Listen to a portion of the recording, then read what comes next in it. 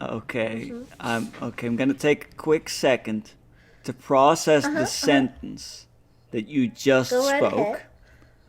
spoke. So what you're telling me is Yes. that all of this whole sequence of events ending in the death of an innocent teenage girl is because he broke up with her after she bought him a leather jacket. Grab some popcorn and stick around. We've got some garbage to talk about. Hi, Yella. Hey, Zax. I am kind of busting at the seams with excitement. I gathered as much, yes. This is since we started making Lifetime movies. No, well, let's I not make, let's well, not have the misconception yeah, out in the world that yeah. we make Lifetime movies. Oh yeah. Since we started making videos talking about Lifetime movies. There you go. Like, I don't want people to think that I was ever involved in the production of such a thing. As amazing as they are in all the wrong ways, no thank you. Yeah, what an ethical dilemma, huh? Like, I find everything they do morally reprehensible, but I make them anyway. I mean, it makes the monies. it, I mean, they do, and they keep making them. But this is, oof. Okay, this is my favorite Lifetime movie ever. It's Oh my. just, it's the best one. Because while I feel like, here's the thing, when we the more we talk about like what happens, I don't feel like anyone's going to think that this is the craziest Lifetime movie or the most unrealistic Lifetime movie. But somehow it makes some weird decisions that I haven't really seen in a Lifetime movie, and I haven't really seen them since. Hmm. So, this is Betrayed at 17. It opens up with an interesting montage. You see, like, running, you see a bunch of text going on, you see some, like, saucy canoodling, and a phone is involved. And so you don't really, like, it's just a blur, and then you see, like, bright lights flash. Oh, I believe they're does the movie need like an epilepsy warning or?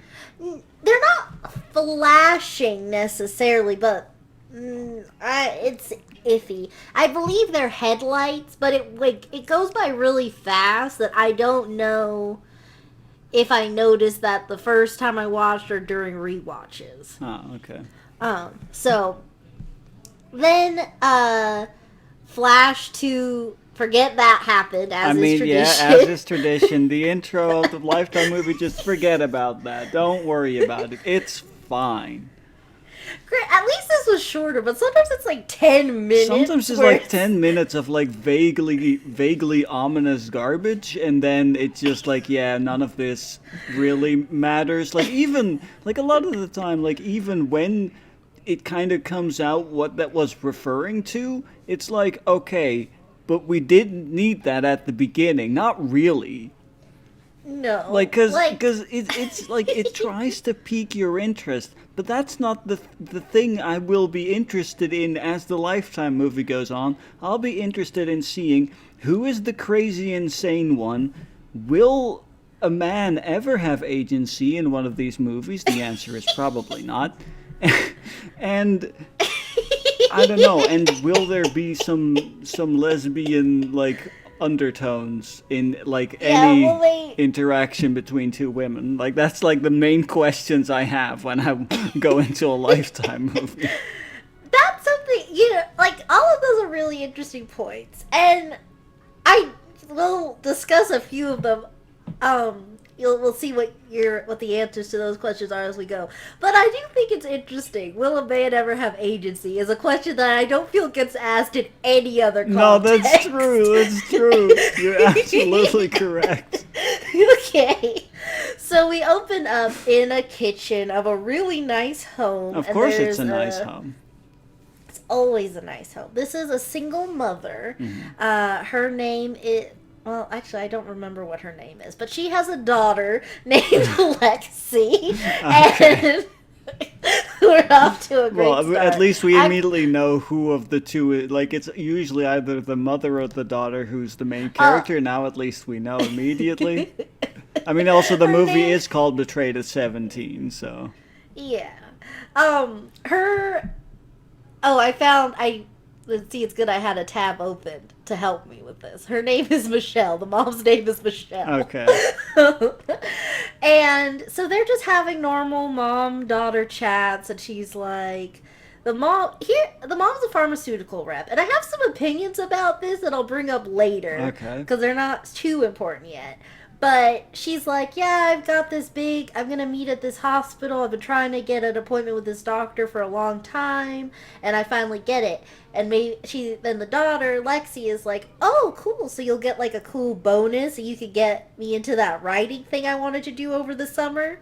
And then she's like, don't get your hopes up. We still have bills to pay and whatnot. Mm-hmm. And then here's something interesting, too, because, like, so then she's like, Lexi's birthday is coming up, and the mom is like, so what do you want for your birthday? And I'm like, why not just, like, get the summer thing? Yeah, like that sounds like a thing she might want, like, appreciate as a birthday gift. Hey, I made sure I got payment for the thing, so you can go write and, go explore your maybe career, maybe just passion for, authorship. Yeah, and then there's like I guess a shoe shop called Soul something. Good, classic, yes. Yeah, and she wants some shoes, and she vaguely... Can I just real quick, that kind of reminds me, okay, this is going to be a weird-ass reference, but, that kind of reminds me of way back when I say way back when, but then also more recently, like, as in a few months back at this point, like half a year maybe, I was playing RuneScape, and there's one... Anybody who has ever played that game might know that in the quest they love making like dumb jokes and crap like that. But one of the ones that kind of stuck with me is that there is a quest in the desert where you need to get a genie to give you an item. I forget exactly what he needs to give you. But what he wants is the soul of the mayor of a nearby village. And so the whole joke is that you need to steal the mayor's shoes and cut the souls off and give those to the genie, who will then be like, I don't know what this is for. I just know that evil genies and other evil things generally collect souls. So, you know what? This is how I'm going to start my career as an evil genie. And you're just like, you know what? Good for you, man. Good for you. I really, that's so cute. I don't know what it is about soul and soul that's so funny to me. I don't know. I guess it's like the life force of a person or whatever. Versus then, the underside of a shoe. The lowest part of any person, basically. Yeah. So, she gives, like, this really vague description. She wants some black boots that are cute, and they're at this place. And she's like, okay. Noted. Fingers crossed that I buy the correct shoes, I guess. Couldn't be more specific. It's so weird, because I was like, are they in the window? If I present that to the lady, will she know which one? Yeah, listen, if you want the correct gift, make sure to ask for the correct gift. I mean, I will say, though, I think it is, like, refreshing to see, like, I mean, like, not that, like, well, no, sometimes a birthday does matter, but, like, in the other mother, like, getting a car for the birthday was, like, a whole to-do and all that. But, in this, I do like just more of a normal interaction. It's just the two of them. It's like, hey, your birthday's coming up. What do you want? None of this, like, oh, I have to be really sneaky and ask, like, probing questions to hope I find it out to surprise Oh, you. what we It's, how peculiar that you're asking these probing questions as the anniversary of my birth is coming up. Weird that. right. Like, it's just like, it just happened, so it's fine. Yeah. Okay. And then they basically break to go to work and go to school. And, and at school, Lexi is getting out of her car and she just reaches in to get something out of her backpack. And a mean girl, Carly, spelled Carlay, Eigh, Ah. speeds into the spot next to her, and is like, I almost hit you because your butt's so big. What kind of line is that? I There's a swear in there that'll make it flow a bit better than what I said. Okay, no, that's I But guess. either way, Yeah, either why way, did that's you- just such a weird then- thing to say. and then Lexi, like, as she's walking, just looks back and does, like, several double takes at her bottom, like, is it that big? I didn't mean to cause problems. I'm sorry for my large posterior. Like, and it's not, I will say, it's not small, which I will say, I mean, it's not huge either. It's a reasonable Sizable. size. Yeah. Because a lot of times in, like, Lifetime movies especially, everyone will be really, really thin, but I like in this, we see, like, a few more body types than is custom. By that, there are, like, 3. Whoa. But still, it's...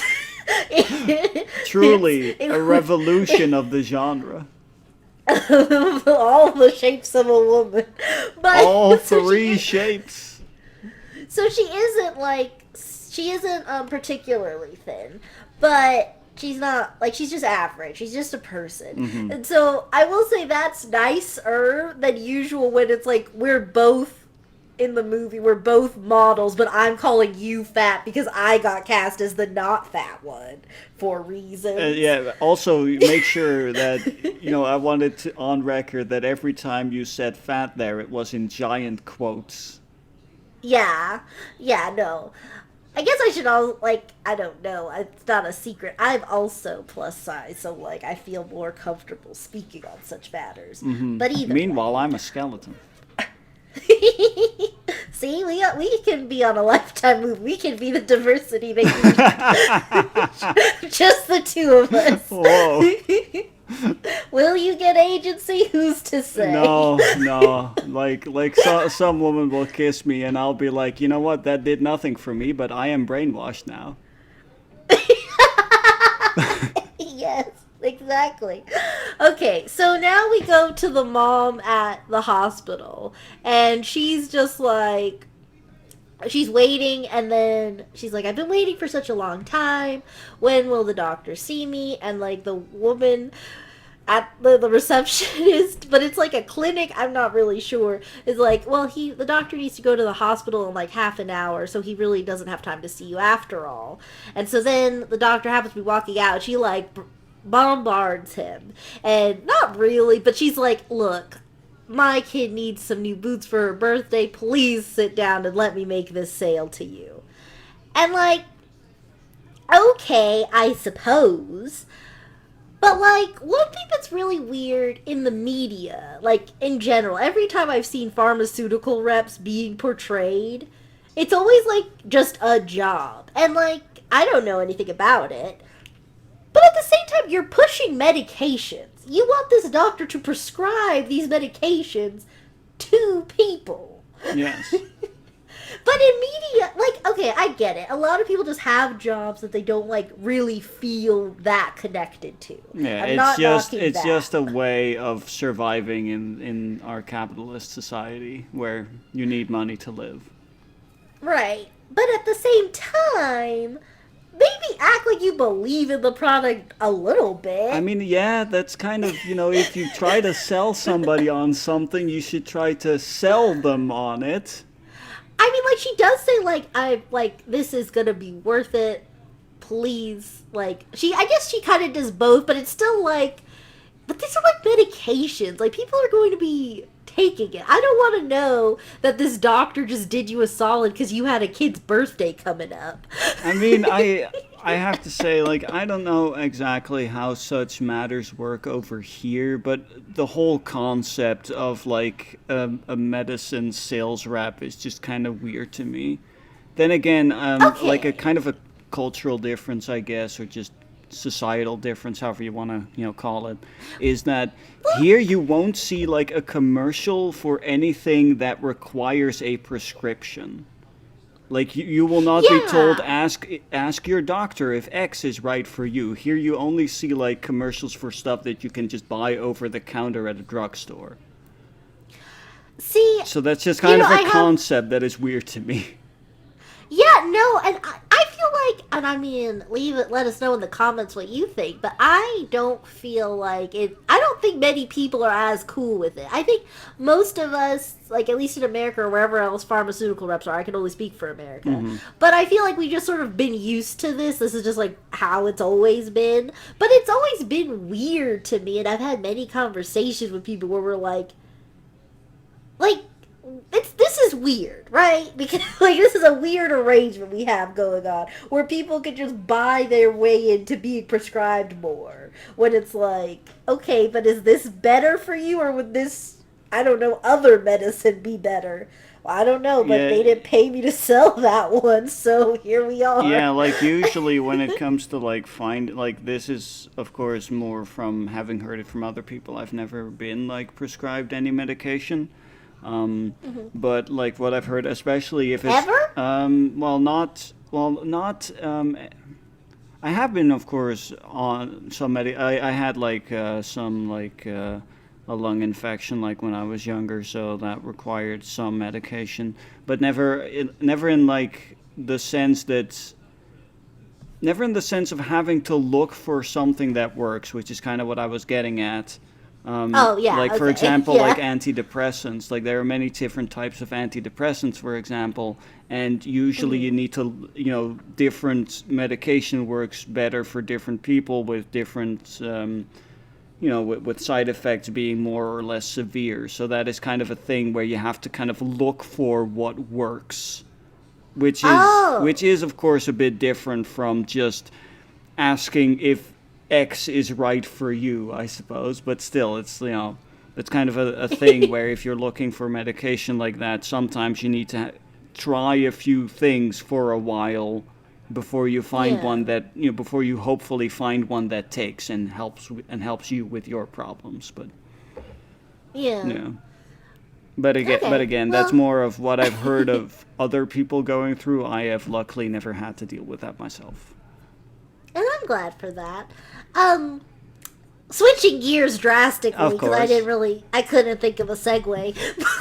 I mean, But, listen, we're talking about Lifetime movies. They sometimes don't segue either, so it's fine. that's true. Stuff So we're just back at happens. we're back at high school, and I don't know what exactly this is because it's like in the middle of school. I guess it's like gym, but for whatever reason, Lexi is not in a PE uniform. She's just on the bleachers writing, and she looks like she has like that. It can only really be described in movie. It's like that not like other girls kind of thing. Like she's not just writing like, oh, I'm doing some homework. She's like writing. We find she's like wants to go to a poetry thing over the summer. She's writing poetry and she Ah, has that like serious thing like, is this meaningful enough? That kind of look to her. okay. She writes like anything. She And she Lexi wants is she wants to be an artiste yeah, of and the I will word say variety. yeah. And I will say of the Lifetime movie we talk about, I always find what each one is a good example of. And this one is, I didn't think about it first, but this is a good example of not like other girls, because this is literally that. Because we Yay. have, so pan away from, or zoom out from Lexi a little bit, Hmm. and you see two football players, or something. They're Greg and Jared, and football is in the American one, not soccer. Okay. and they're on the field, and they're I, just I talking. am actually and we, glad that that you like specified that, because I was in my brain going with the one that does use like an actual orc-shaped yeah, ball that is I. kicked with one's feet. It is funny. I almost didn't, but because we just had the cultural discrepancy on the pharmacy rep, I was like, let's not do that again. Let's make sure that we're on the same page here. Yes, I appreciate it. We grow sometimes on this channel. Sometimes we So, learn things. yeah. So, we have the most, like, teenage conversation ever. So, Carly, well, fake teenage conversation. I don't think teenagers really talk What like movies approximate teenagers to be like? Lifetime movies Yeah. specifically. Yeah, and when we end up watching this together, you'll see most of these, everybody's, like, probably at least 25 plus. Oh, good. So, that's worth noting. They're as old as we are. Yeah. Some of them I'm like, okay, if we went like to a restaurant together, they'd card me and not you. So like okay, so Carly runs by kind of awkwardly to slap Jared's butt, and then he's like, hey coach, this girl's sexually harassing me. And then she's like, you're such a victim, Jared. And then he's Oh, like, I'm sorry, she's I like, just figured- swore, but what the? And then this is flirting, by the way. This is what And then- now? Yeah, no, hold on. I figured you'd be used to it being at the bottom of the pile so much. And then he says, what I hear is you don't mind being on the bottom.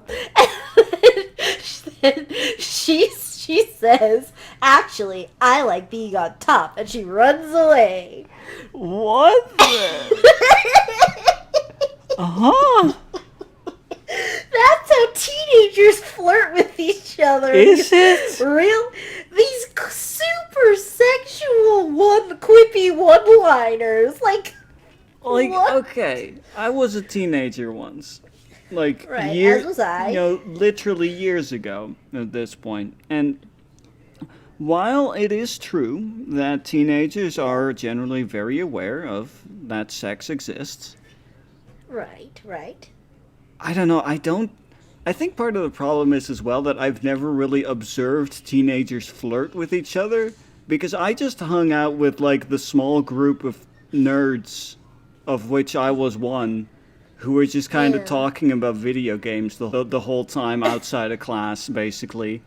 So I don't know Yeah. if I just missed it and people did, but generally, yeah.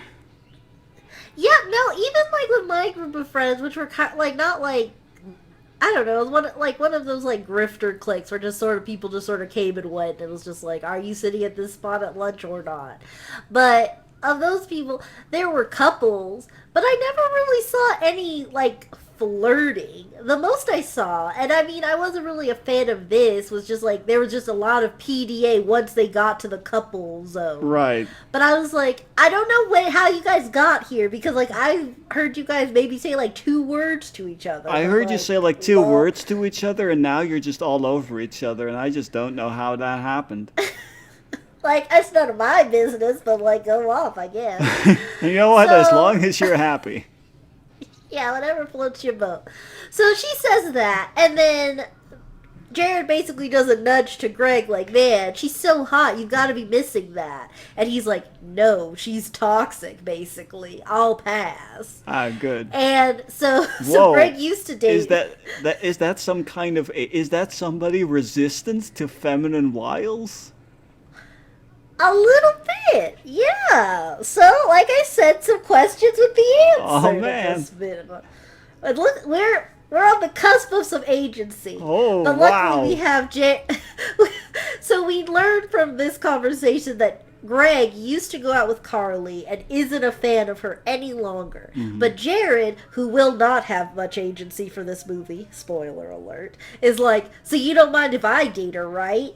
And then he's like, whatever. And he Go does, off, like, I dude. will say, he's not the best, because he does refer to Carly as his sloppy seconds, which I'm not, like, that's not great. That's But- oof. And then they could have like they continue this problematic conversation because Jared says, "Well, it's better than going for cherries. Too much work. Cherries being virgins, in case anybody didn't know." yay. I don't feel like, and I could be wrong. Let me know in the I comments. mean, that but I sounds. don't feel like I mean, that sounds correct because, the whole popping one's cherry idiom. Yeah. No, and I get that, but I don't feel like anybody even says that No, anymore. I feel like it's I don't. I. So that's a kind of expression that I feel like sort of gives away the writer's age just a tad. But I mean, I don't really have a frame of reference for that since that idiom doesn't really translate. But like, still, Right. like that just feels like Weird. something people used to say and don't Yeah, really it doesn't- anymore. yeah, I feel like people just say like People, virgin, people will probably not just virgin. say virgin or not virgin. Which, like, the concept of virginity is already, like kind of weird and Yeah. stupid, but that's a whole other rant, and I will not get into that right Yeah. now. But still, like, if if you think that is important for some reason, then Yeah. then you just use the word, please, instead of this And, like, weird like Yeah. whatever that is. And you do bring up a good point. I do feel like, especially now, like virginity is very outdated. But this movie's from 2011, and I feel like it was outdated then too. Yeah. At least the expression just sounds a little too old for me. Yeah. But okay, so then Greg says, "I can get any girl, cherry or otherwise," and Jared Oh, that is like, sounds so gross. really gross. But then here's the other thing. I didn't say Greg was good. I said Greg had autonomy. No, that's fair. That's fair. And then the next question then, of course, is what does he do with it? Nothing good. So, I'll save the verdict at the end. We can judge how Greg used his limited autonomy.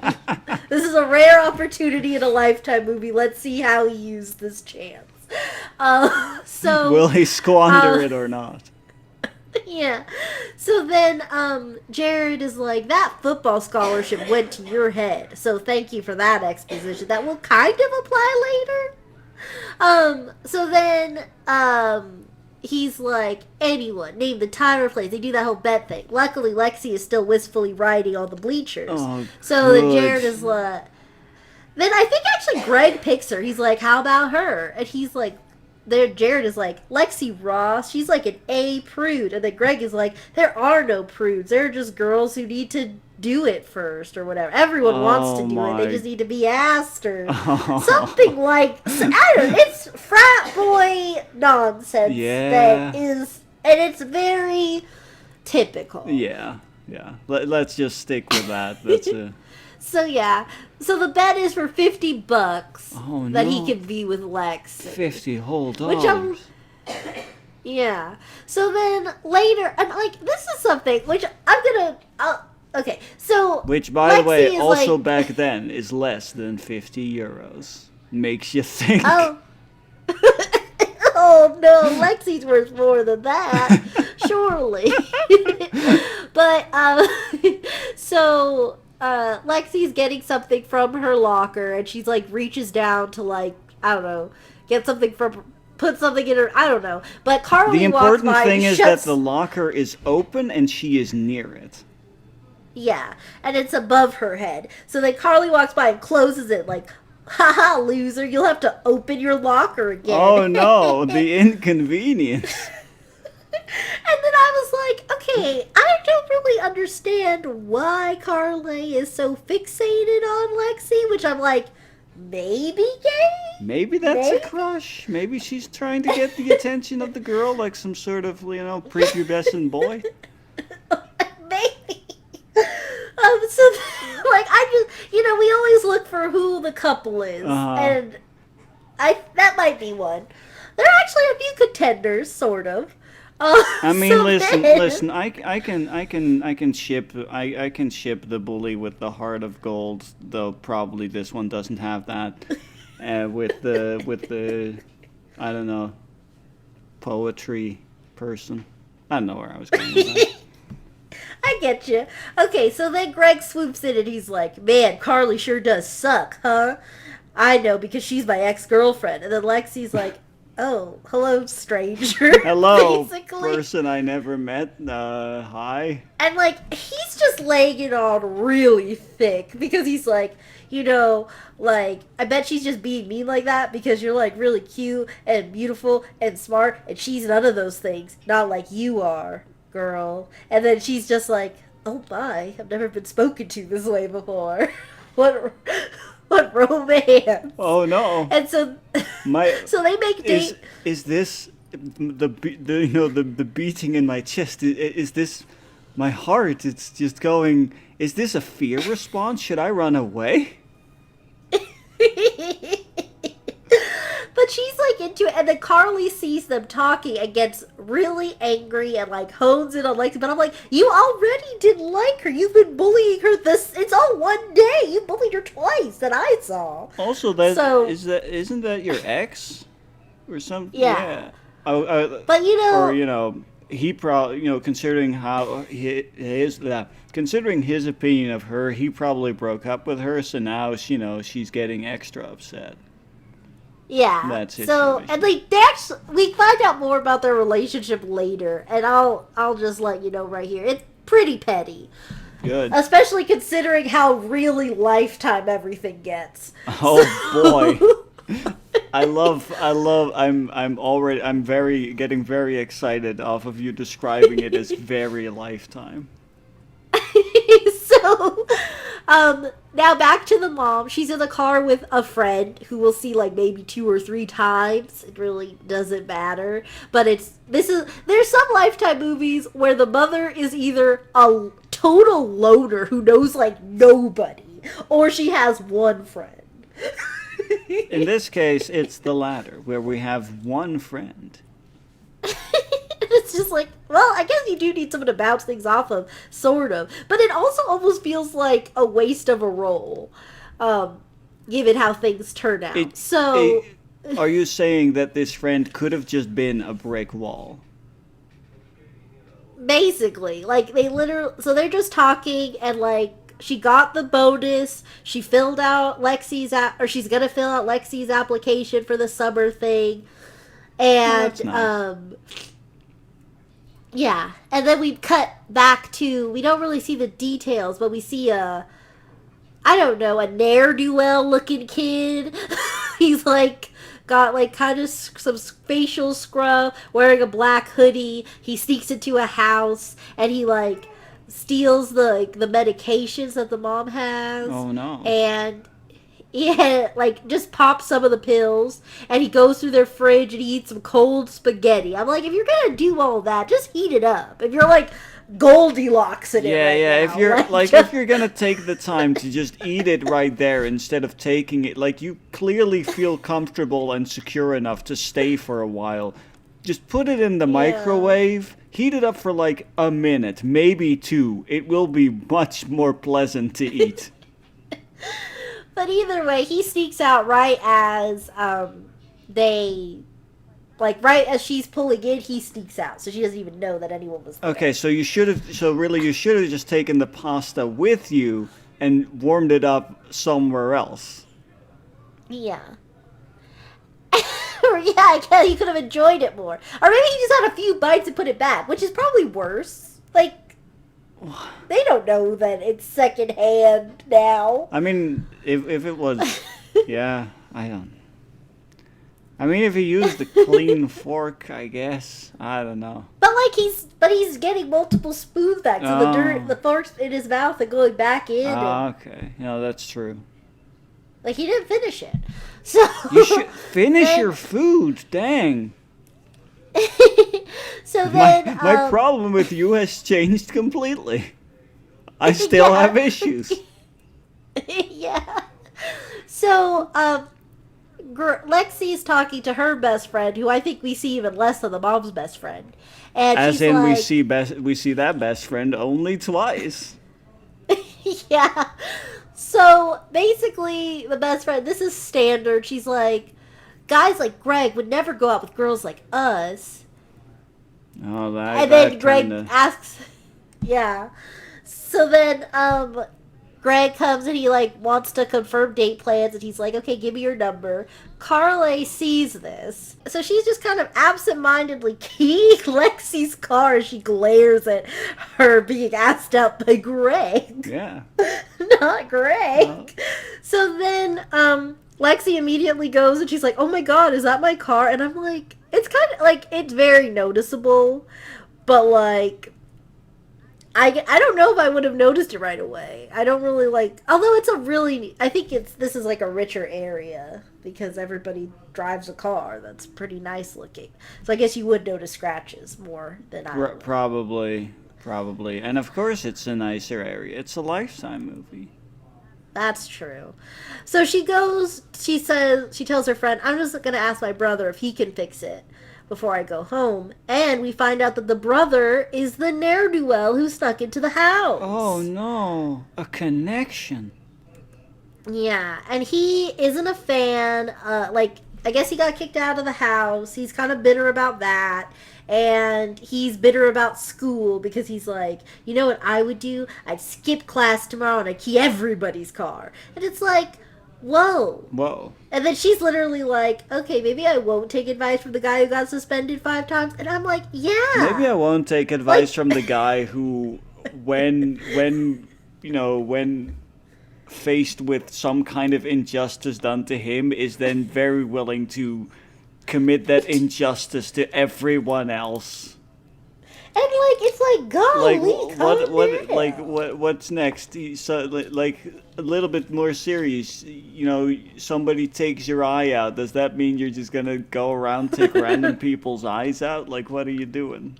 That's not even an eye for an eye. That's, you take my eye, I will take everyone else's eyes in response. Like, that's like, how they say an eye for an eye makes the world go blind. This is like speed running that.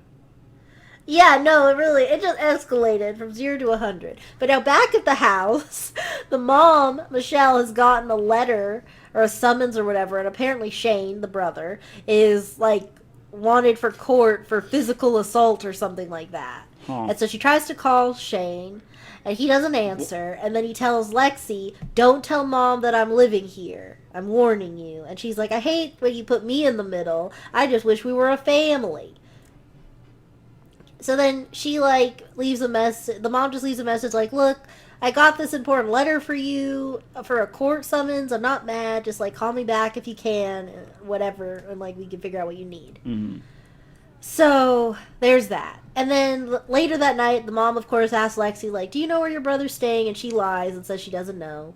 And then she just changes the subject to her date. And then the mom is like, "Ooh, well, this is the perfect time for these shoes." And then Lexi brings up her vulnerability. She's like, "Well, my whatever best friend said that like Greg probably doesn't really like me, and I don't know why he asked me out." And then the mom's like, "Because you're beautiful, and he likes you because you have a lot to offer, and he's not superficial, and guys who aren't superficial can see that." And it's like a nice moment between the two of them. And then it's like, "Thanks, Mom, that's what I needed. Hug, cool." It's a shame that as a viewer, meanwhile, you're aware that the only reason he is like trying to, get close to her is because of a bet for $50. Yeah, that's true. Kind of ruins the whole thing for me personally. Like, yeah, this is really sweet and nice, but he is superficial. He is using you, and I don't like it. Yeah, that's true too.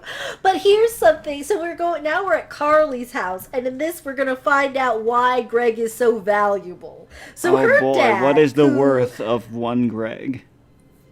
Her dad looks like a mob boss. Now they make a big deal. He's a sports journalist, and he travels all the time for work because he's a sports journalist. He is definitely not a mob boss. I think at one point it's funny because I think he even like plugs his fake book apropos of like nothing. Oh, okay. Because I don't think he's a sports journalist in real life, but I'm like, maybe if you got the ego that this guy kind of has, and I guess. So anyway, she's like, "Oh, I got this thing coming up. Why don't you invite Greg?" And she's like, "I'm not dating Greg anymore. I'm dating Jared." And then he's like, "Oh, he play football?" Now remember, Greg is the quarterback. Mm-hmm. And then, and then she's like, "He's on the team," and he's like, "Okay, what position did you play?" And I think she says starting offense or something. And he's like, he makes a face like, "Oh." Oh, a non-glorious position Like, for like, my daughter? And it's so funny because he looks so, like, I was like, it wasn't even like that, though. It was like he was side-eyeing her, like, I thought you could do better. I thought you Guess had. not. I thought you had taste and class. Yeah, You but, disappoint like, me. I would never settle for anything less than the quarterback. So then, now it's Lexi and Shane's date, and they're... And one thing, at some point, he says, "I'll have you know I never lose a bet." And I'm like, Bro. like, okay, that wasn't, like, it's not like she said, "I bet you always make bets on losing virginity when you're not going to lose mine," and then he said that, which would be weird. That would be really But that weird. didn't I don't know happen. why you brought that specific scenario up, but okay. But, no. Yeah, I don't know why. But, okay, he basically said, like, he was going to show her, like, a movie or something. And, like, or a video game or something like, yeah, a video game. And that's why. And they make, like, a bet. And he's like, "I never lose a bet." So it was over video games. But I'm still just, I know that he made a bet. And he said Yeah. he never loses. And I'm like, okay, so we're just not playing video games. Although, like, there was no time limit. That's one thing, too, that these things never do. Like, okay, I can make a bet. And it's like, I'm gonna total my car. Or, I don't know, something equally reckless and dumb as whatever they're doing. And then they're like, "Hey, when you didn't total your car." I could just do that, like, way later. Yeah, like they just made the bet of "I bet you I can get in her pants," basically. Yeah. But then there is no like, okay, you have, I don't know, a month or something. I don't know, just any time frame. There is no time frame. Not at all. So you know what? So Maybe then- years down the line, like they you know they have also gone through college. They have settled in their careers. They meet on like, I don't know. They meet in a bar, and they get together, and it's like finally years later, it can be like, you know, call back up. Like, I finally did it. We're also getting married, by the way. Yeah. So, yeah, I think that would be funny, too, if you just, like, straight up married Lexi, and then was like, okay, if, like, then, like, the, I guess, day after, if in this, they waited that long, which you don't have to, but in this scenario, they did, I guess, and he's like, okay, $50, and then the guy was like, what $50? Remember Remember I was like, back oh my in God, high that was school? like 5 years. I was like, that was 5 years ago. What? What? Oh, you remember that? Are you like gonna get a divorce after this? No. Don't worry. No. Genuinely, no. You just- I only remembered just yesterday that this was a bet we made. But now that I Oh, I remember, I want my $50. I mean, all right, I guess, but like, What are the chances? This is such a weird coincidence. I'm literally your best man. I was your best man, and what? I thought you were in love. Like, I mean, I am whoa, in love. yeah. I just remembered the bet we made like years ago. Golly, I like the idea of that. Anyway, Just all of a back sudden, to- this memory of like, oh, wow, that's a weird coincidence. Hey, it works out for me. That's $50. So I don't know if this is a real thing, but at least in this, here's a reason not to get, like, certain, I guess make sure your tech can't do this, or other people's tech can't do this.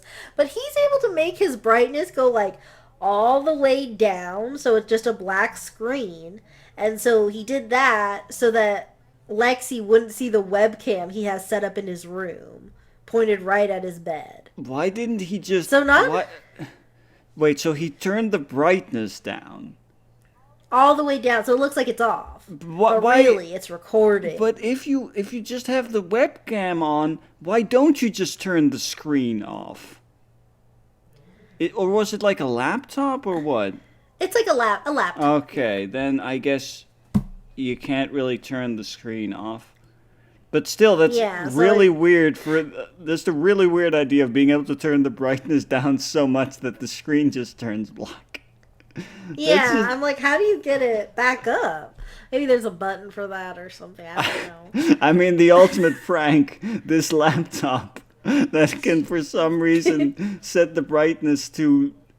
I mean, at that point, it's not even like the brightness is all the way down. Like, at that point, the computer is, like, literally refusing to send out anything, like, light-wise. It's just weird. Yeah. This is really weird. Yeah, but anyway, as he films them canoodling. Of course. Yeah. And then, so this was her first time. They had a conversation about it because she's like, I've never done it before and all that stuff. And then his reasoning, she's like, I don't know what to do. And then he's like, well, think of it this way. Everyone's got to lose it sometime. What? And somehow that works. Somehow it basically works. And then I have so many problems with that. Yeah. Everybody's got to lose it sometime. Not necessarily, for one. If people don't want to or aren't interested, then they don't have to. Some people live a life of celibacy, and because that's important to them for usually religious reasons, you know? So, no, not everybody has to lose it. Yeah, but then, oh yeah, that's true. You're bringing up a lot of good examples of real world things in this Lifetime movie we just did not account for. It's almost like sometimes Lifetime movies don't really think about things. Who needs to do that when you could be betrayed at 17? I mean, listen, when you get betrayed at 17, at that pivotal age, then, you know, there's nothing, that's just the focus for the focus of the rest of your life. That's the only thing you have left. Yeah. I mean, it's all you need. So then Lexi gets home and wouldn't say she's feeling like regret about losing her virginity, but she's not. I don't know. I feel like in movies, the two options that girls have is either you're like, oh my gosh, I'm a woman now, or, gosh, will people think lesser of me now? Should I be ashamed? I'm so confused and conflicted and all that. So either way, it's always a huge deal. Yeah. So, which I mean, like, and I'm not even, like, minimizing that. She doesn't really know Greg at all. Yeah, and, like, no, she that's didn't, true. although she didn't really say that she was, like, really, like it meant a lot to her, but I still don't think she was expecting that to happen tonight. Right. But, you know. She was maybe, you know, expecting a bit more of a working towards it, maybe, of, like... Yeah. Maybe being on a few more dates first at the very least or something. Yeah. And so, like, yeah, so like I said, I don't really know what she was feeling exactly, but all we know is that, like, that's all she's thinking about. Because then her mom's like, hey, so how was the date? Like, what's going on? And she's just like, oh, it was fine. You know, we didn't, like, she doesn't want to talk about it. Mm-hmm. And the mom's like, what's with the attitude? Like, did something bad happen? She's like, no, I'm just, like, cranky or something. And she's like, okay. And the mom's just kind of like, okay, that was a weird interaction. Especially since the last interaction they just had was the last few interactions we've had this whole movie from the beginning to end, they have a really good relationship, which is also sort of uncommon for a Lifetime movie. A lot of times the kid isn't a fan. Yeah, usually true. Usually, like, the parent-child relationship is on some sort of fritz going, like... Yeah. Like, either it's because, you know... Either it's because the parents are divorced or on a break or something, and then there is, like, a new... usually girlfriend for dad or something happening, and it's like, you know, mom isn't a fan, and stuff like that, usually. But, yeah, I don't know, like, it's you know what, it's refreshing to see a bit more of a positive parent-child relationship in one of these, I guess. Yeah. I think the only thing I would say is maybe take a deep breath. If you're listening, maybe you do the same Okay. because Now you're it's about to get Now you're scaring me. really lifetime. Oh no. really, really lifetime. We're gonna take Okay. the lifetime dial and just crank it up right now.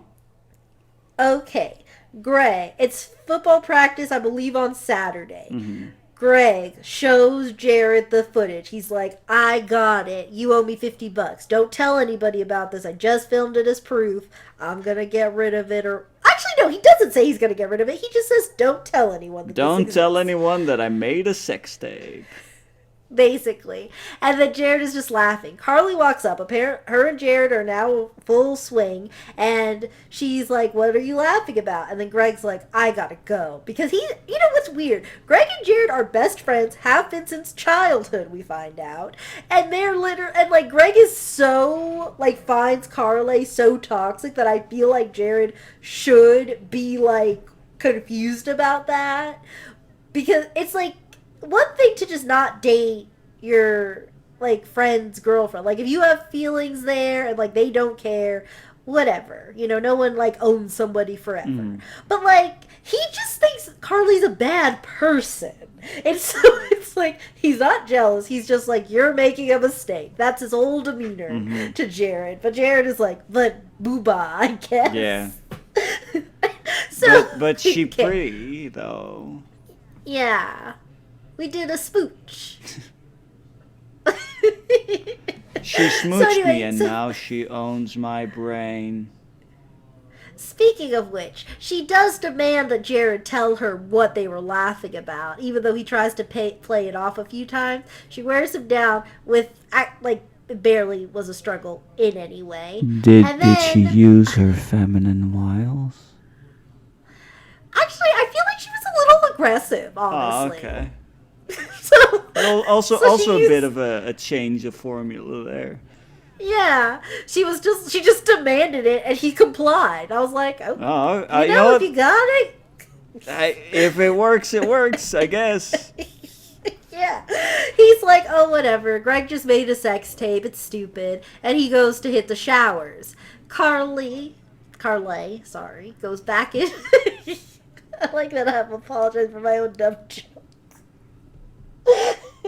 But anyway, Carly goes inside the school, and then someone comes out, and then she sneaks into the locker room, goes to Greg's bag, somehow she just knows right where it is, takes the phone, and then, oh gosh, then she looks at the sex tape, gets so angry, and immediately sends it to everybody. But she doesn't just select all contacts. We watch her type it in email by email. What? Somehow she remembers everyone's email address. What? She remembers everyone's email address. Also just by everyone, you just mean like basically everyone in the school or something? Yeah, like I think we find out later she sent it to like half the school. Do they have like school email addresses that she can, just you gotta know like first letter of first name and like last name? Is that like what you? No, because the email she was doing, one of them was like XX Christie or something. Oh, okay, never mind then. So these are just emails. Just personal email addresses. It's 2011. What? It's not even like it. It's 2011. People have cell phones. Either way, you don't need to remember everybody. Anyway, so she does that. It's just Nobody weird. knows. I just don't understand why she didn't just send it. Like, what I would have done if I was a horrible person and did some crap like this is I would have sent it to myself and then from the comfort of my own whatever, just mass send it or post it on the interwebs. I don't think she could do that because the point was to make it look like Greg sent it. No, that's true. That's true. Yeah, so I think she did have to do that at least. Why didn't she just post it on the internet then instead of just emailing it to everybody? You could have just posted it to YouTube or whatever the equivalent Yeah. is in this universe of lifetimeness. Oh, one thing I forgot to It would mention have while they were talking. just real quick. It Oh. probably would have been called something dumb like, I don't know, your tube. That's probably a thing somebody has already used somewhere. Oh yeah. Share tube. Yeah, I forget what was Instatube. that? Did Instagram I exist wish in 2011? I don't know. I don't care. Maybe. I think that was before Facebook got its hands on it. Facetube. Anyway, so one thing I forgot to mention is that when Jared was like to Greg, wait, you really you like her now or something? And then Greg's just like, shut up. I mean it. Don't tell anybody about this. So yes, he has caught feels for Lexi. And how could he not? She is not like other girls. Oh. So that Saturday, to officially make her his new girlfriend, he invites her to a party at Carlay's Ah, yes, house. And the proper process of dating someone. You go on a date, you have sex, and then you make it official that you're now in a relationship. That's the correct order of operations. Yeah, I mean, everyone's got a story. So we got together after I made a stupid bet because I was a dumb teenage boy that I could get in her pants, and then I did, and then I was like, actually, feelings. What a story, Mark. So just to check, because we're not done yet, Uh-huh. but just on a scale of 1 to 10, 10 being absolutely lifetime, how lifetime would you say we've gotten? So I mean far? that is pretty lifetime. That is I'd say at least a good 8. That's Okay, pretty good 8. What we're still missing though is the psychopathic murderer. Okay, interesting you bring that up. So how okay. much? Let's do a quick pool. How much time do you think they spend at the party? I mean, I don't know. Do you think they stay at do you think Lexi has a good time at the party? I mean, probably not. She seems like a bit of an introvert from what I could kind of pick up from That is what correct. you told me. So probably she would be a bit like, I don't know, I don't really like this. Not really my thing. Can we go? Maybe, please. Yeah. So maybe like a few Okay. minutes. Yeah, okay, good. You're right on the money. Oh, So heck now yeah. let's see what happens at this party. Okay. So Lexi was already like, I don't think she really likes me. I probably shouldn't even be here. And Greg's like, nah, you're with me. She won't say anything. I won't let her. You're my girl. He doesn't really say it like that, but he assures her she'll be Yeah. fine. So then, Jared walks up and he's like, hey, Lexi. And he is clearly acting like something's up, and Greg is looking at him like stop Dude, it, what the heck? Don't do that, obviously. Don't be so And then weird. Come on, man. And then he's like, hey, Lexi, why don't you go grab us some hot dogs? And this is the funniest thing to me. Every time I watch this movie, this is one of the funniest things to me. Carly drives a sports convertible to school every day. She wears what's supposed to be the best clothes. Her hair never has a strand out of place. And she's just there grilling burgers and hot dogs for the What? party. She's manning the grill. What? No one else. She's just grilling. That's I was so surprised. That is really surprising is the only word I can say that fits. Very unexpected. Very unexpected. That's one of that's one of the reasons why this movie holds a very, very special place in my heart. Because I will, even if we don't have time to watch it after this, I do need to just show you that scene. Yeah, because I don't just think we'll have time because it is already pretty late. Yeah. But yeah, please. Yeah, I do need to just show you that because it is beautiful. Okay, but so Lexi's approaching Carly to get the grill. Meanwhile, Greg is talking to Jared, and he's like, hey, what's your deal, man? Shut up. And he's like, I thought you changed your mind. You're the one who decided to send it to everybody. And then he shows him. Now, this has been, like, deleted from Greg's phone because Carly knows how to cover her tracks, so obviously he didn't know. Then he's, like, freaking out. He's, like, trying to do damage control. Also, it wasn't until Lexi came in that people started looking at this email that they presumably had for hours. But, like, everyone's now like, oh everybody my God, she's here. everybody collectively suddenly decides, hey, we should check our email. Well, like, or like they just need to rewatch the sex tape right now. Like, I don't know what the deal was, but for whatever reason, now it's all happening. It's So like then- they need to double check. Is it really her? Oh shit, it's really her. Wow. Yeah. Wow, I now know what it looks like when she's naked. Yeah, I guess so. Maybe maybe that is what they're doing. Teens are dumb. I wouldn't knock. That could be it. So then, Lexi goes up to Carly and is like, "Oh, hi," and then she's like, "What do you want? Burgers or dogs?" And I'm like, Burgers or dogs. And then she's like, "Oh, 2 hot dogs, please." And so then, like, she 2 just hot serves her. dogs to Doesn't go, give- please. I know. I didn't like. They never did like a pan of what the food spread was, which was a missed opportunity because all we see is Lexi just has 2 hot dogs on her plate, but no bun, no relish, no like. There's no condiments anywhere that I could Oh. see. I don't know if you needed to bring them into the kitchen or what the It's deal just was with that. 2 sausages. but then, Greg comes up and he's like, "Hey, Lexi, you know what? Let's just go somewhere else to get something better to eat."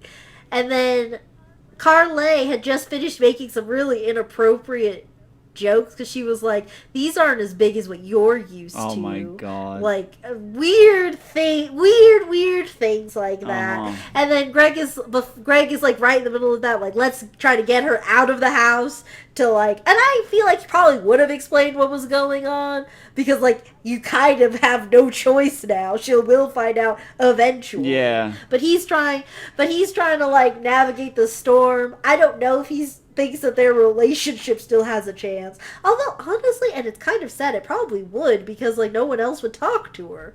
Yeah. So she kind of be trapped I if she mean- wanted a friend at school. Yeah. I mean, Like- that's why, I mean, basically what Carly here did is she just did a revenge porn, is what she did, except it was an actual sex tape, Yeah. which is pretty So- messed up, let's be real here. Especially because he'd been recording the whole time, and I doubt he edited it. So Wow, there's it's just like a whole... Oh, God. Yeah, but then there's their conversation at the beginning where she's vulnerable and talking about how she never did it before. Oh my- And she was scared and stuff. Like that's on this tape. That makes it all so much worse. Oh, no. It's awful. Oh, that Okay. really is awful. Oh, no. Yeah. I didn't quite Oh. until you said that, I didn't quite realize just how awful this all is. Right? Yeah. Oh, no. Okay. So Well, this is a very Lifetime. then, yeah. Okay. So where are we at on the scale? Because we're still not. I mean, done. we're climbing, I can tell you that much.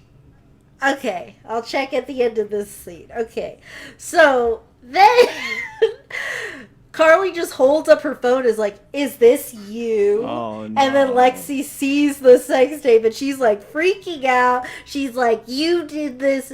My friend was right. You just were deceiving me." And she runs away. And all these people are like crowding the kitchen, so she can't like get through because they all decided to just be right here and all be looking at her sex tape and laughing at her. And it's just a mess. And she's just trying that's so to Lifetime. flee.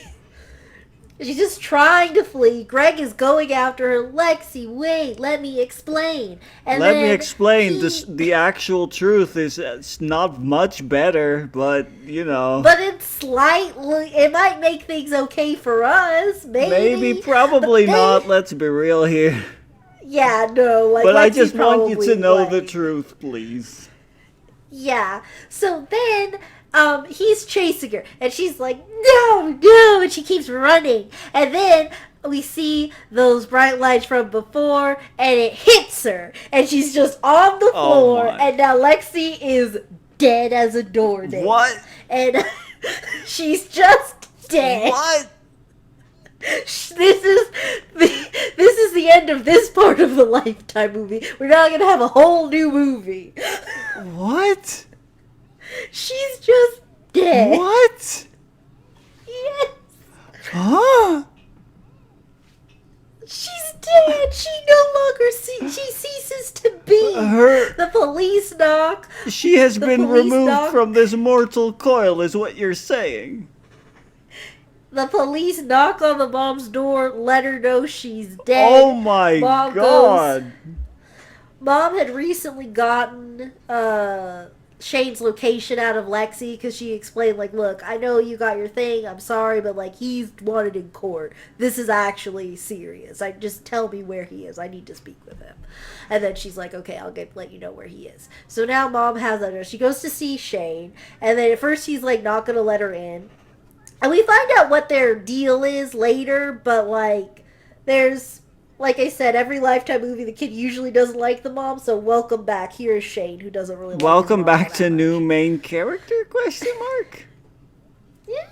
So then... I'm just still reeling off the fact that what I thought was just our main character is now dead.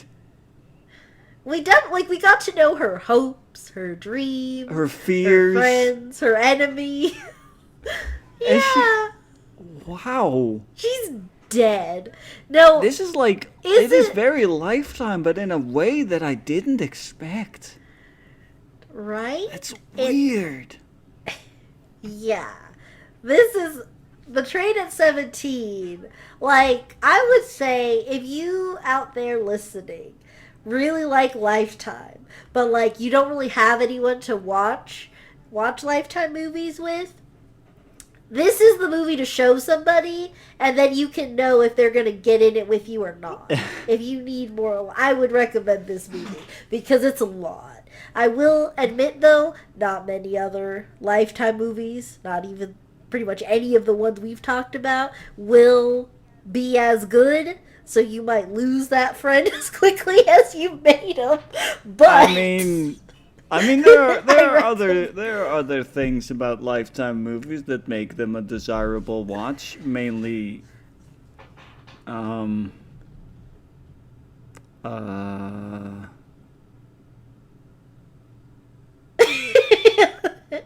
know what? No, never mind.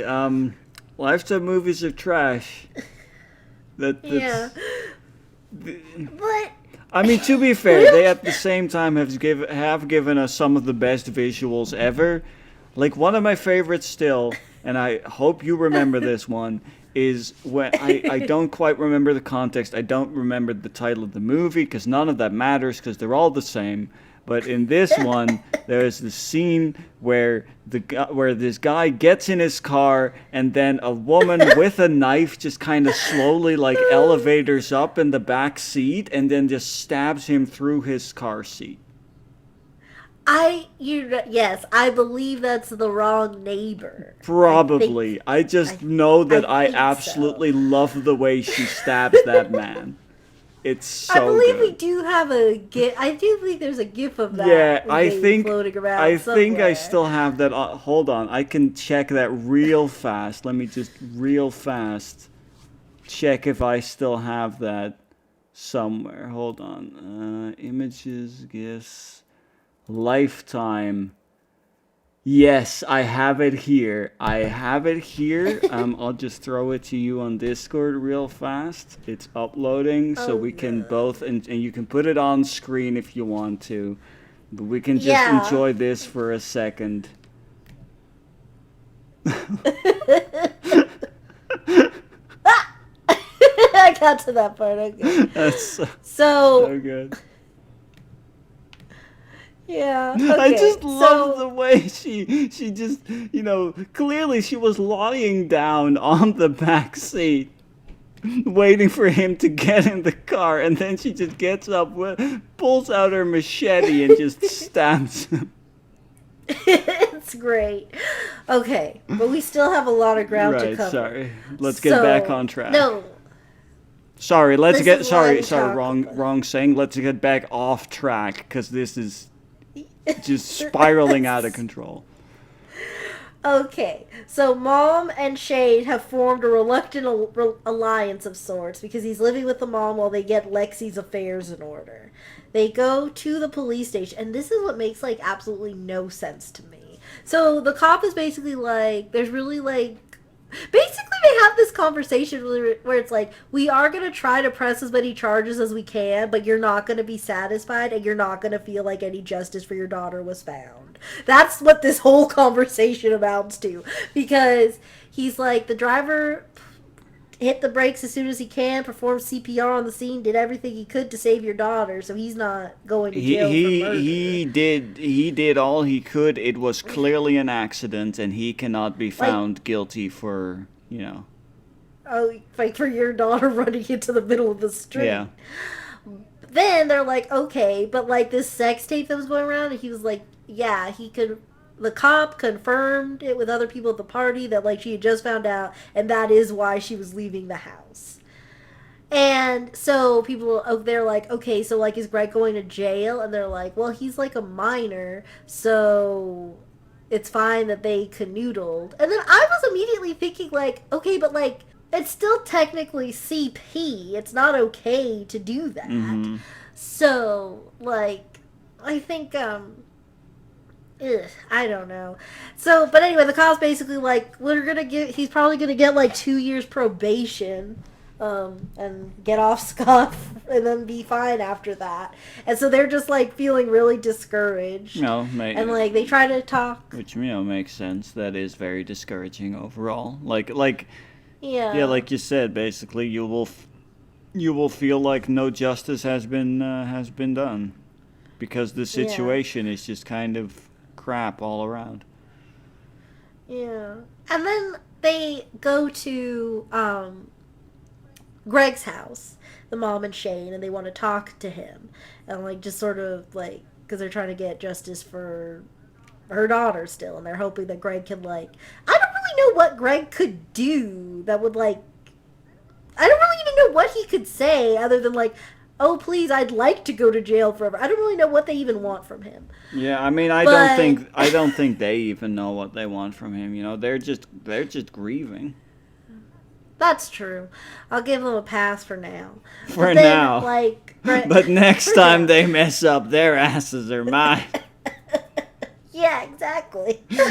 But then, he's like, I'm sorry, like, I'd like to talk to you, but, like, I can't, lawyers. And the mom comes and, like, why are you talking to my son? Get out of here. Scram. And then she's like, then they just, like, leave. And then Shane is like, you know, when you want to make a sale, you don't give up. You don't quit. But for your own kid, you're just going to give up like this. You're going to let them win. And she's like, I don't really know what to do. What do you And he's want like, me "Fight to for do? And then he's like, you never fight for your kids. You didn't fight for me. And it's like, okay, so we're going to... Once you found out that Shane existed in this movie, you knew that this conversation was coming.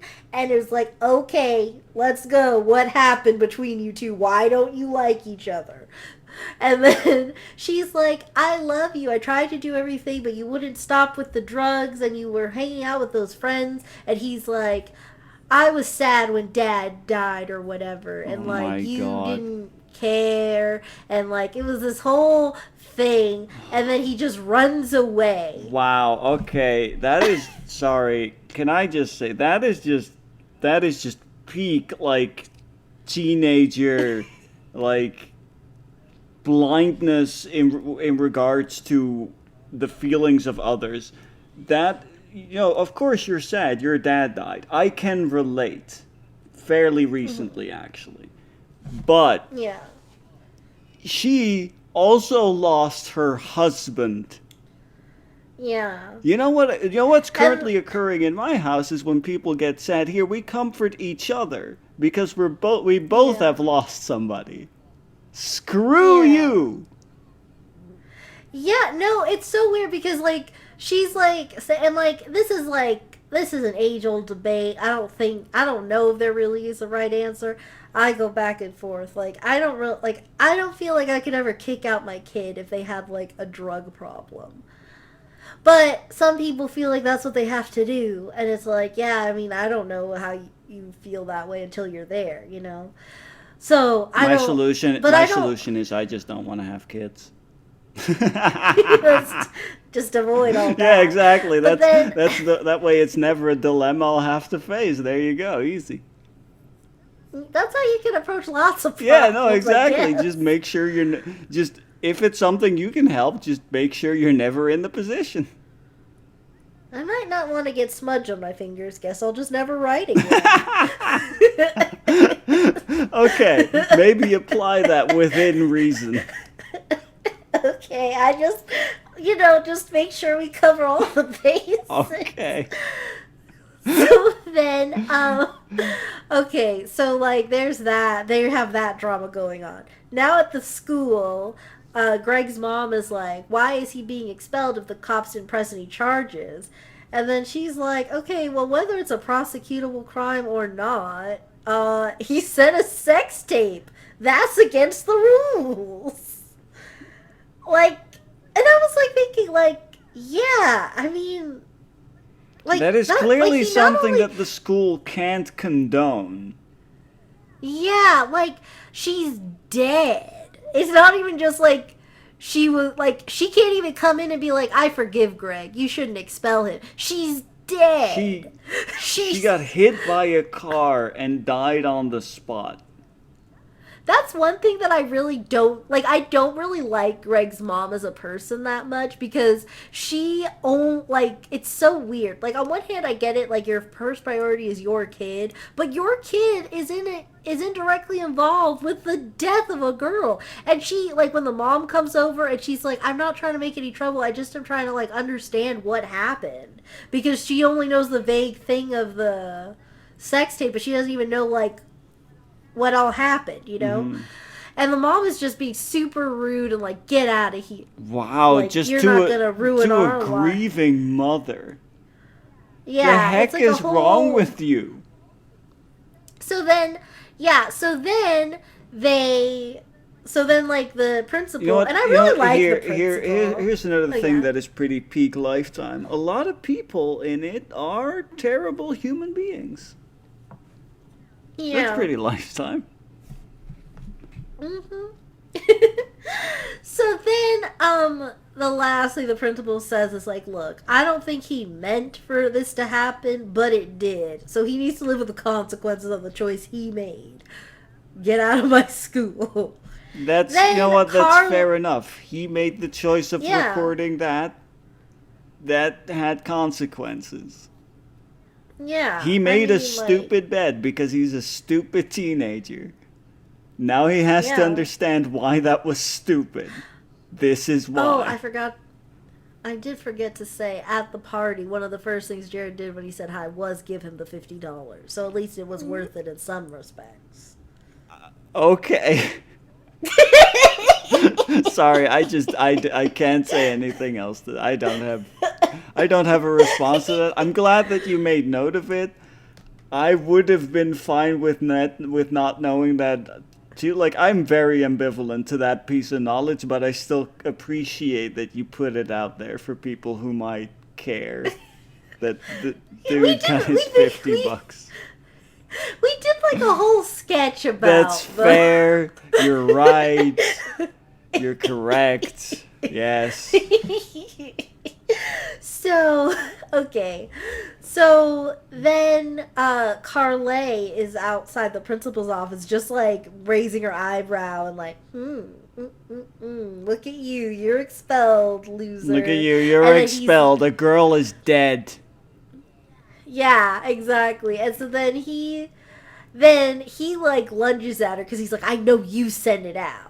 I know you did. And then she's like, you're hurting me. And like he actually does like lunge for her. And I was like, you can't just beat somebody up. Like words, you fight words with words, Gray. Also, you're already in like deep trouble. Like you're just gonna make things worse. This is not gonna help. His mom. I understand that His you're mom- upset and you're you're to an extent you're justifiably upset. Right. But please. Like, the other thing, too, is, like, this also shows, like, why Greg's mom kind of sucks a little bit more, in my opinion. Because she's, like, 2 feet away from all this. So, you don't know anything that's going on. But you know that he used to date Carly. You saw him just physically lunge to, like, strike or choke a woman. And you're, like, yelling at the grieving mother for trying to find out some information of what your son did to her daughter. Like, lady, you need to, like, think about things a bit more. Taking the, your... I don't know what I was going to say. Never mind. But then she goes to work, the mom goes to work, and then Greg drives himself home in his car, and then Shane is there, and he punches him in the face. Oh. Yeah. You know what? Sure. Yeah. No, I can... That's in character. Yeah, and then Greg is like, ugh, I know you hate me, like, ugh. Like, I hate me too, so just keep punching me, I deserve it. And then Shane's like, make it right. And he leaves. Make it right? It's how? It's kind of, I don't know, but it's kind of like they're going to be working together. Like, they might be forming an alliance to sort of, like, skate past their moms or skate past Greg's mom or something. It's kind of weird. They leave, like, on sort of good terms. But, then, where the principal's office I guess to an extent, their common goal is to try and still get some sort of justice for... Yeah. For what was her name again? Lexi. Right. Yeah. So then we're back at the principal's office, and now we're interviewing Carly and her father, because if Greg was being truthful and that she helped distribute the thing, then, like, that's going to have serious consequences. Yeah. And then Carly looks at them both and says, I had nothing to do with it. And then the dad is like, I'm a sports journalist. Therefore, my daughter is an upstanding citizen of this country. Oh my god. So then they're like, and then she's just like, if I didn't cover all the angles, like, it wouldn't be the best. And that's just kind of that. So then, a bit more just kind of happens. Oh yeah, okay, so I did get mixed up a little bit before, with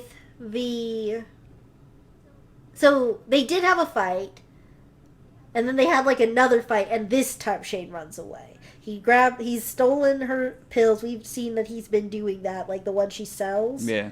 I'm assuming they're, like, antidepressants or something. Whatever they are, he's been, like, popping them, like, a lot for a while. And then, so, they do arrest Greg for unlawful sex with a minor and invasion of privacy, which is what they told the mom they were going to do. They said, like, he's probably only going to get, like, probation or something, but, like, we're going to try to arrest him with everything we can. Right. And, like, Greg tries to resist or whatever, and they're like, look, you're lucky we're not charging you with CP. And I was like, oh, okay, so that was on the table, but for some reason, like, whoever's their boss was like, no, he used to be a quarterback. Don't do that. And I was like, what? And I was like, okay. Excuse me? I guess. Is that how that works now? I mean, to be real, that is probably how it works. Yeah. It was really weird. Yeah. So, like, then they're trying to meet with a lawyer. Oh, gosh. Sorry, I missed it again. I keep thinking he runs away, but I guess he's just taking medication. He's not running away yet, because now he's about to run away. Oh, okay. This time for real. He always storms out of the conversation, so it wasn't totally inaccurate. Okay, but they're at the lawyer's office, and the lawyer once again is like, okay, like, unless they were charged criminally, we can't, like, sue them for this. Which I'm like, why not? I don't understand. But whatever. So then, I guess they have to be charged for it? I don't know. It's really weird. But they can't start a civil suit for some reason. I don't know the law. But either way, once again, they feel like there's nothing they can do for Lexi.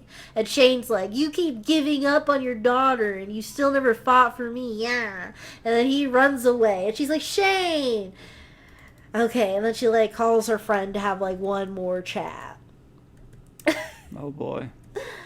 And so then, although I will say, though, Shane does give a speech where I was like, okay, like, I'm not really, like, down with, like, your attitude this whole movie, but you made some good points right here. So I should do them justice, or at least mention them. He's like, my sister would still be alive if it weren't for him. Yet I punch a guy who's harassing my roommate, and I'm getting, like, seriously, like, messed over by the judicial system. Whoa. And like he's not, like, nothing's gonna happen to him. And I was like, okay, you're kind of making some like points that's fair, here. That's fair. That's, you know, point out the flaws in the system. Good job. Yeah. Okay, like, I'm with you, but like, I still don't know why you're this mad at your mom. It does feel like she, like, I don't know. It sounds like, unless she was like, okay, let's whip up a bunch of Molotov cocktails and ruin the town. Yeah, like, she wasn't, like, fighting for her daughter. Like, I don't know what else she really did. Yeah, exactly. I don't know what you expect from your mom. Like, she just lost her daughter. Your sister, by the way. I mean, you're aware of that, but It's again, it's the same situation as with his dad. It's like, for some reason, he just can't see that for one, his mom is very much also grieving, thank you very much, and that people grieve differently. Please have some compassion and empathy for your mom. So Shane runs away, and then the next thing that we see happening is Greg gets bailed out of jail, and his mom kind of like is really mad and frowny with him. And then he's like, I actually liked her. I didn't mean to hurt her. And then the mom is like, well, you hurt a lot of people, including yourself. She's like, I don't even know what to think. And I'm like, well, okay, whatever, lady. Like, you didn't care about these facts before. You are ultimately inconsequential to anything. Yeah, the way that it all plays out, I feel like she's just mad because she had to pay, like, a bail bond or something. Mom of the year. Yeah. So then, the mom is, like, trying to find Shane, so she ends up going to the guy's house. And she's like, look, you have to tell me where he is. And then he's like, I don't know, he's not here, like, here's where he might be, kind of a thing. Mm-hmm.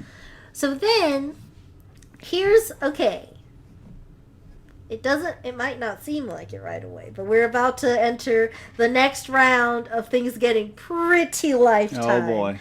And, okay, so the last section leading up to Lexi's death, where would you say the meter was at?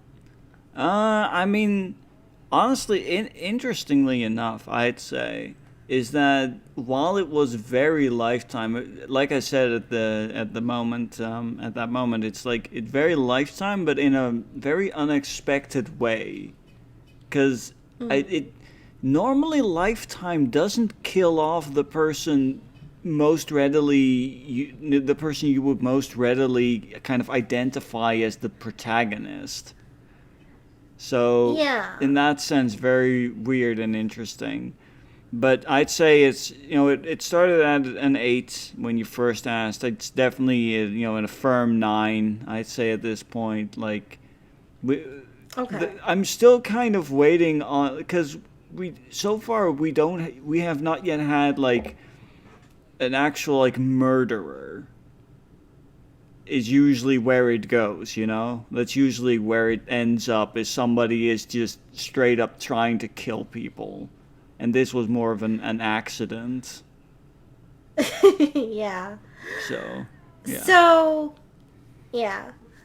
Okay.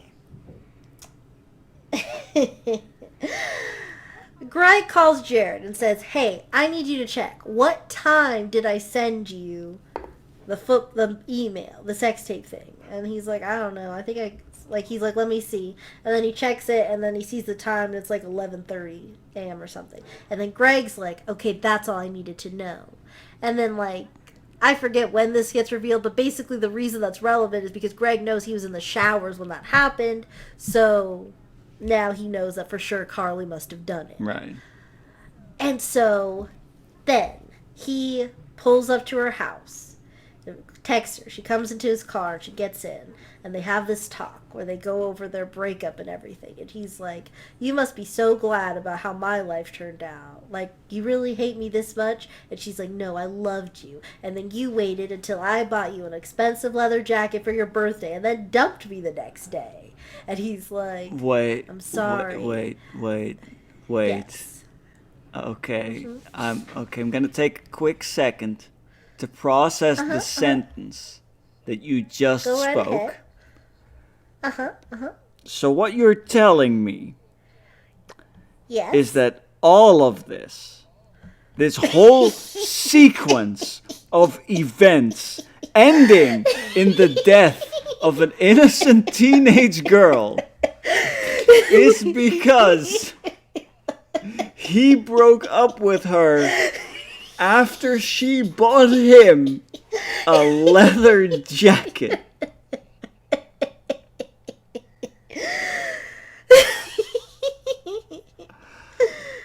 I'm genuinely upset right now.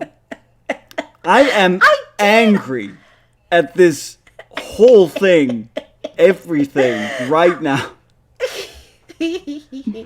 I will say, I did mention in the beginning that it does get pretty You petty. did. I did not expect it.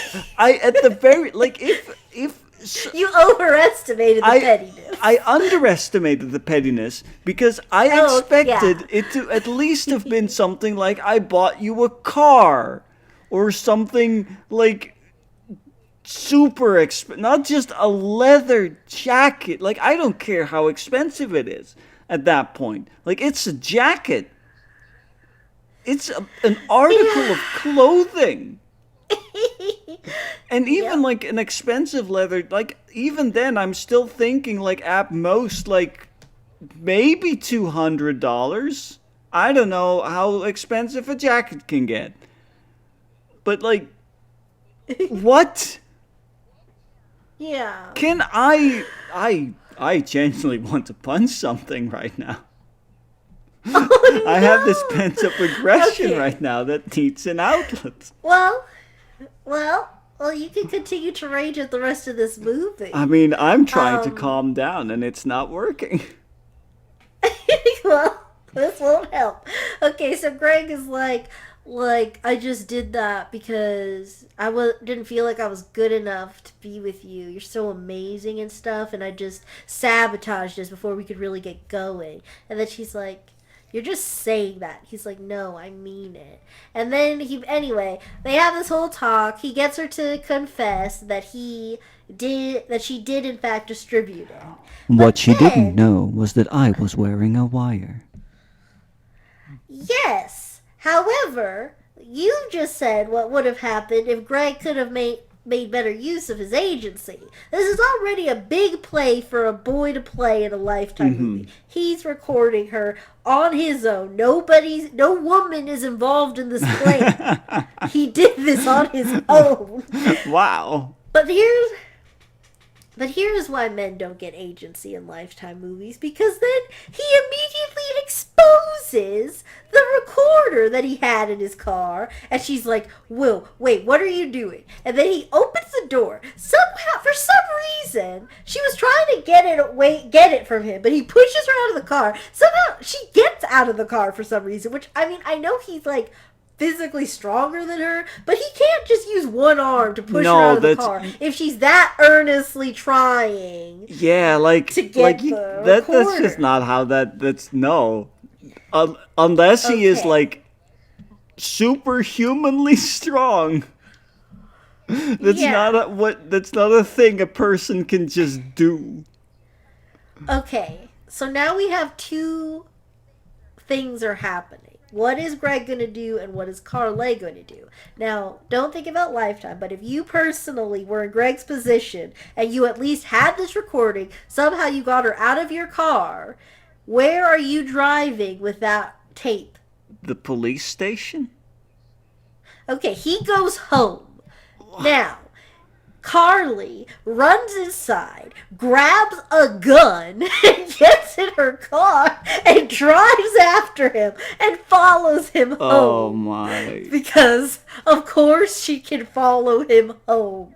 She knows where he lives. They dated. Yeah? Why did. Like I said, I would have gone to the cops. Well, if he had done that. Okay, so then he comes in and she's like right behind him. Guess she got that. She's the Flash. I She guess. has She just got a the really gun, good and car. she's. Yeah, it looks like it probably would actually be very fast, to be honest. But they're in like so many residential areas. I mean, listen. I guess it's just good she got there safely. I mean, listen. She has a gun that she is clearly intent on using. I don't think like driving like car safety is the most like important thing to her right now. Yeah. But then, okay. So then Greg is like, get out of my house. And then she pulls the gun out of her bag and she's like shakily holding it at him. And he's like, put that away. What are you doing? What are you doing? No. Like, you're not gonna, like, shoot me. And he sounds like he's a little fearful. But I don't think anyone really thinks that somebody they went to high school with is going to shoot them. Generally, I generally don't think that is a fear people have. But then, like, they But have, it's still, like, it's still, nerve-wracking and dangerous to have somebody waving a gun around. Yeah. Like, they kind of, like, have this, like, whole, like, will they, won't they with the gun? And Will they, she's like, won't they? In this crazy. case, will they or won't they shoot the gun? Yeah. So then he's like, this is a whole new level of psycho. Like, let's take a minute, just get out of my house. And then she's like, no, just give me the recorder. And then he's like, okay, well, I'm still saying it, get out of my house. And then he tries to reach for the gun, and obviously she shoots him in the gut, and he dies almost instantly. Like, he just keels over. Actually, no, I don't think, well, his eyes were still open. Yeah, that doesn't like, necessarily mean much. Yeah, but he's just, like, not moving much anymore. His eyes are wide open. Yeah. And then she's like, oh my god. Oh my So god, then now I'm responsible for 2 people's deaths. But then she's just like sort of packs her things, puts her gun back in her purse where it belongs, and like no neighbors heard the gunshot, no one's coming to check. She grabs his wallet and the recorder because she's like, yeah, this will make it look like a random robbery fluke. Yeah, or whatever. just because I took the wallet. Yeah. And so now I feel like we're sort of entering a new movie. Because before it was kind of like, will they, won't they, justice for Lexi. But now Lexi's death is going to be almost moot now. Because now Greg is the newer murder in the movie. And so, what's this? Yeah, so Shane ends up getting framed because Carly took the wallet and put it in their backyard. What? And then, because the police went to interview her because he knew that Greg was accusing Carly of distributing the tape, and he just died, so that makes her kind of a suspect. Yeah. Like, I don't think he really thinks she killed him, but it's like you gotta ask, yeah, exactly, because there is clearly motivation here, so it needs to be due diligence, yeah. But then Carly mentions, like, oh, well, like, we made up weeks ago. He just said that, but he even apologized to me for saying that I distributed the things. And I'm like, he's dead. I don't know that makes that truer at all. Yeah, that could very well just be a lie. It is also a lie, that's some knowledge we as viewers have. Yeah. So then, he's like, okay, so like, Greg and you were talking again or whatever. She's like, yeah, he even told me about how, that Shane guy went over to Lexi's brother went over to the house and killed him. I think something, I don't know. Anyway, because they find the wallet in the house, he is now in jail, orange jumpsuit and all, for murder. Wow. And so then he calls the mom in, and she's like, look, I know we have our troubles, but like, I didn't kill anybody. I am not a murderer. And then he's like, I'm thinking about what Greg said about, like, Carly sending the tape. And then the mom was like, yeah, but nobody believes that story. And he's like, I think it was true. And maybe he found proof and she killed him. And I'm like, okay. I mean, that's what happened, great. But I don't know It's great how on the money he is and how, how unlikely it is that anyone would ever believe him. Right. And so then okay, so then the mom is like, first she's kind of like gonna write him off again, but but it's basically like, okay, this time I'm gonna fight for you, kind of a thing. So then she goes to Greg's mom to talk to her, and then she's like, what did you come to, like, she's basically like expecting the Lexi's mom to just come there and like rub it in her face, like, now our kid's dead, and she's like, your kid's dead just like mine. Like, what? What? Like, it's like, that's her demeanor. She's like, what are you doing like here? Honestly, the fact that Greg's mom thinks that says volumes about her character. She's also like angry, and she's like, your son killed my son. And then she's like, I don't think he's capable of murder, and like, I just want to like work with you so we can find the actual murderer of your son and like actually get justice for your son. And then they kind of just become like, they form like a really like good alliance after that conversation. And I'm like, Greg's mom, you're still kind of awful, but yeah, we'll move along, I guess. So then they're working together and like finding out things, and then they call Jared and they ask about what time the sex tape goes on. I will say, I don't know if this is like an edit, because I know that they do cuts and like back and forth phone conversations, but they don't say like, okay, this is Lexi and Greg's mom, we want to know what time the sex tape happened. I don't really, like, they just like kind of ask Jared, and I guess because they're women, he's just like, oh yeah, I'll tell you everything you want to know. Yeah. Because he's like, that's how men work in Lifetime. Because he's like, oh yeah, he sent it at like 11:30 or something. Like, what's the deal? Who are you, by the way? Then they like ask. Although like, to be fair, like, yeah. he was like Greg's like childhood friend, so he probably knows his mom. That's true. Yeah, that's fair. Yeah, because then where was it? Oh gosh, let me rephrase that. Oh yeah, so he's just really forthcoming. Somewhere in the conversation, I forget who asked what, but it's revealed that the school has security cameras outside the gym.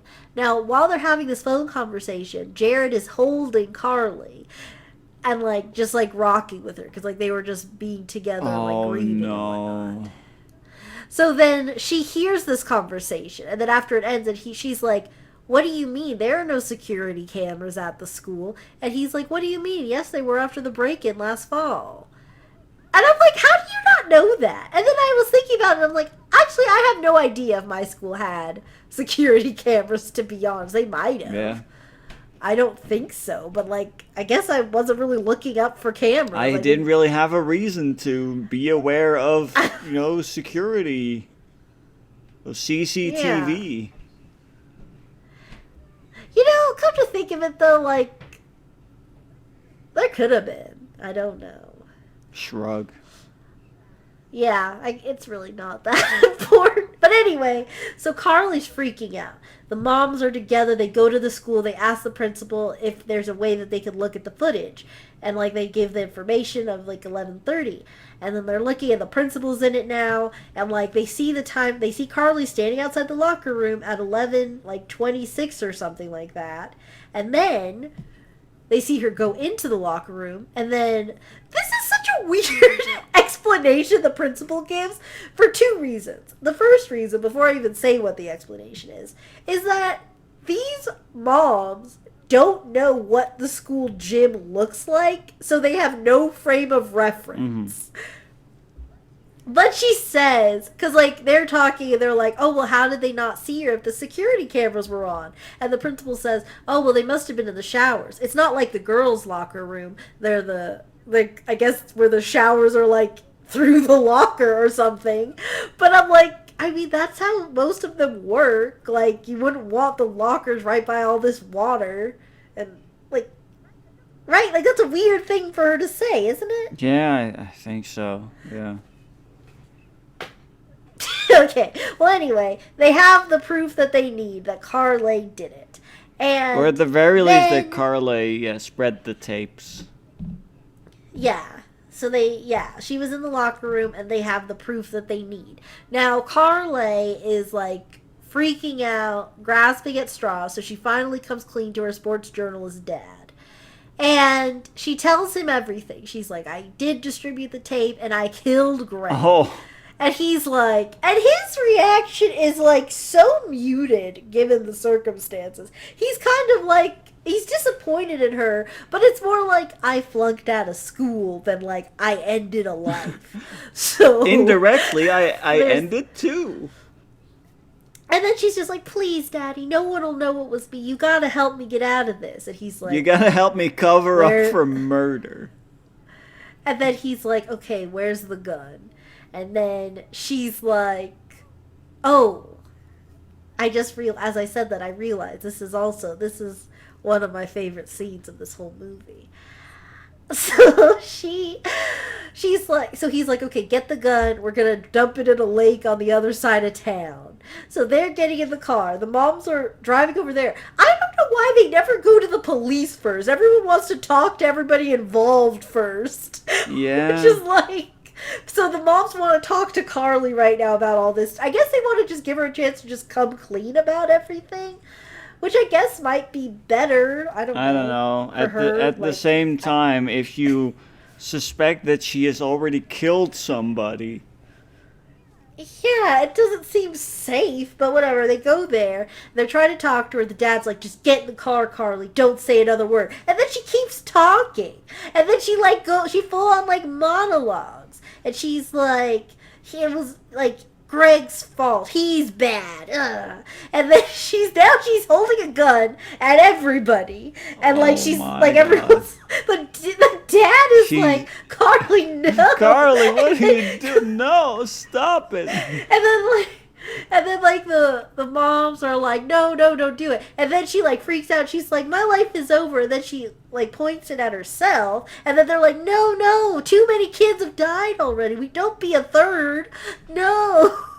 And then there's another struggle for the gun. And this time she shoots herself in the leg. Oh. And so she's just like, ow. And it was just, I know I'm not doing it justice because it was the most pathetic display of like threatening to kill everybody involved. And then you end up shooting yourself in the leg. And she took herself out. Well, at least she probably lives.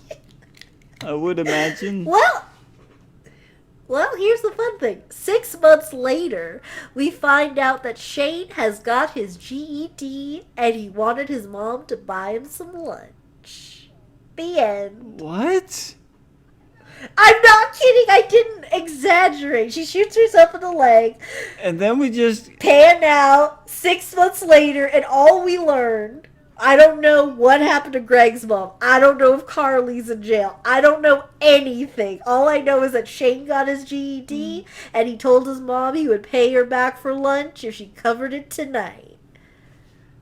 What kind of ending is that? That is so unsatisfying. Right?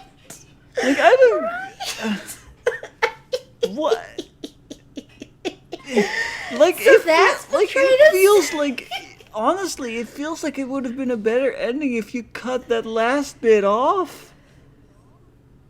Like, Yeah, if you just faded Just out. fade out from that, and, like, okay, the immediate danger is over, and then, I can in my brain kind of fill in the rest. If, like, that's easier to do if there is not, like, a little epilogue at the end that tells us nothing.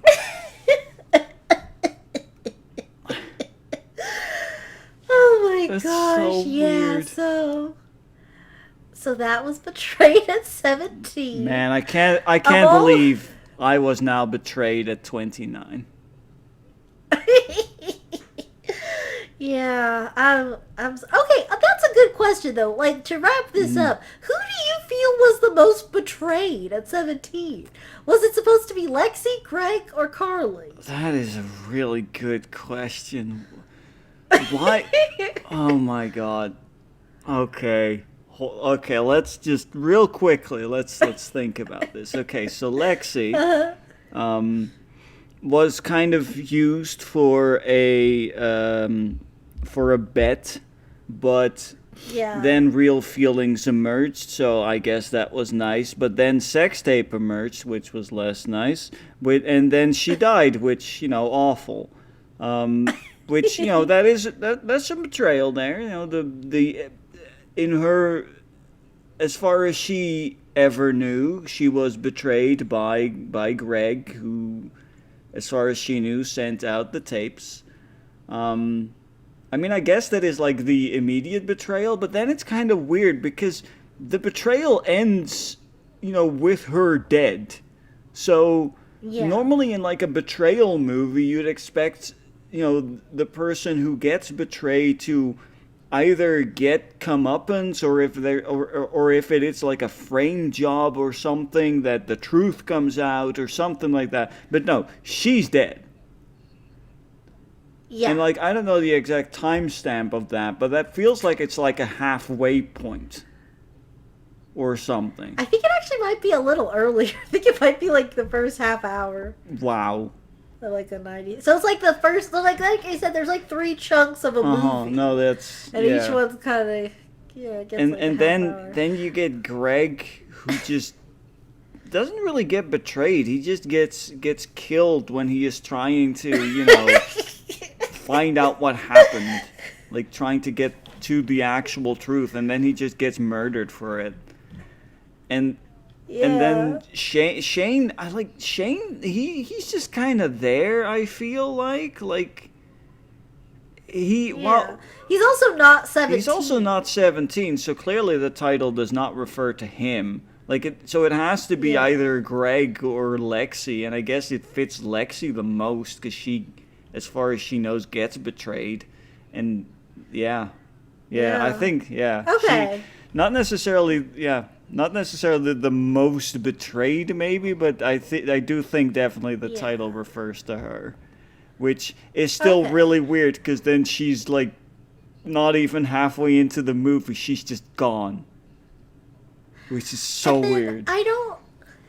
And then one last thing to inform you of, and I guess anybody listening to this, it doesn't just stop at Betrayed at 17. There are so many things that can happen to you at 17. Accused, stalked, mother. So A pivotal age, 17. And they finally, they never have the at 17 movies on the Lifetime Movie Club because, they're too good. You have to make, it's like the Disney Voltron worthy kind of thing. So, they finally have some. So, I have so many more to tell you about. Oh boy. But I'm glad we started with my favorite. Yeah, it's starting off strong. And I'm glad that you guys are here listening too. So remember to comment, like, and subscribe because we all need